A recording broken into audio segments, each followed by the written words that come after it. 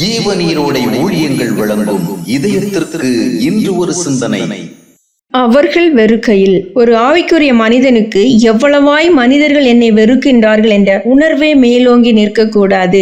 எவ்வளவாய் கர்த்தர் என்னை நேசிக்கின்றார் என்ற உணர்வே மேலோங்கி நிற்க வேண்டும். அடுத்தவர்களும் நம்மை வெறுக்க நேரிடலாம், அடுத்து இருக்கிறவர்களும் நம்மை வெறுக்க நேரிடலாம். அவை வருத்தமானவைதான். ஆனால் நாம் வெறுக்கப்படும் பக்கத்தையே திரும்ப திரும்ப பார்த்து கொண்டிருக்க கூடாது. நாம் ஆவிக்குரியவர்கள் என்றால் நாம் நேசிக்கப்படும் பக்கத்தை அதிகமாக மனதை ஈடுபடுத்தி கவனிக்க வேண்டும். யோசேப்பு சகோதரர்களால் வெறுக்கப்பட்டான், ஆனால் தேவனால் நேசிக்கப்பட்டான். தாவீது சவுல் ராஜாவால் வெறுக்கப்பட்டான், ஆனால் தேவனால் நேசிக்கப்பட்டான். மோசே ஜனங்களால் திரும்ப திரும்ப இகழப்பட்டான், ஆனால் தேவனால் திரும்ப திரும்ப புகழப்பட்டான். எனவே இவர்கள் தங்களை வெறுத்தவர்களால் மனமுடைந்து செயலேற்று போகவில்லை. அதற்கு பதிலாக தங்களை நேசிக்கும் தேவனால் மேலும் மேலும் உத்வேகம் அடைந்து செயல் வீரர்களாக விளங்கினார்கள். சில மனைவிகள் தங்கள் கணவர்களால் வெறுக்கப்படும் விதங்களையே நாள் முழுவதும் சிந்தித்துக் கொண்டிருப்பார்கள். சில கணவர்கள் மனைவிகளால் தாங்கள் அவமதிக்கப்படுவதையே தங்களின் வேலை ஸ்தலங்களில் இருந்து கொண்டு சிந்திப்பார்கள். குடும்ப கடமைகளும் ஸ்தம்பித்து போகும்,